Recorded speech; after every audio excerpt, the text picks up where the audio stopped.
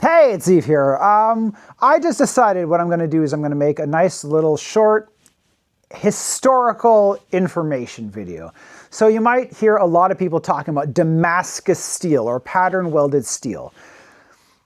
The problem with calling anything that's pattern welded Damascus steel is that it was a specific type of steel in the Middle Ages, the early Renaissance, from Damascus. Now, it was never called Damascus steel then, it was called Wootz steel.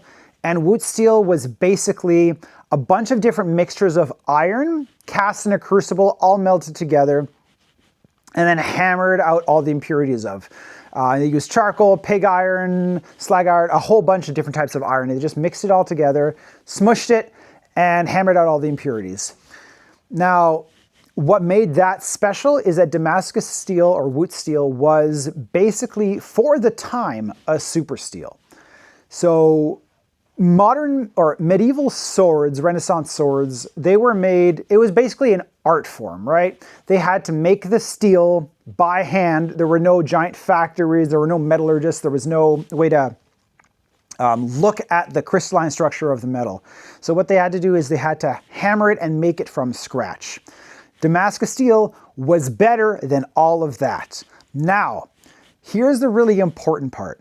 The shittiest steel that we have nowadays, the shittiest high carbon steel, is better than the best Damascus steel that's ever been produced.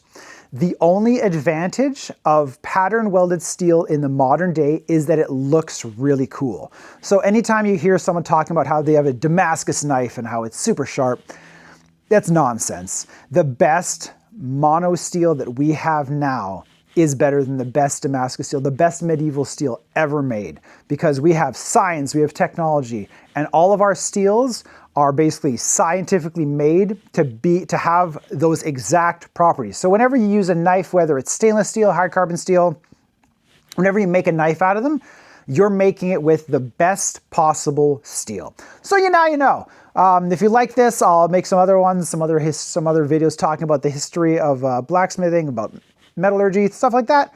Let me know. See you around.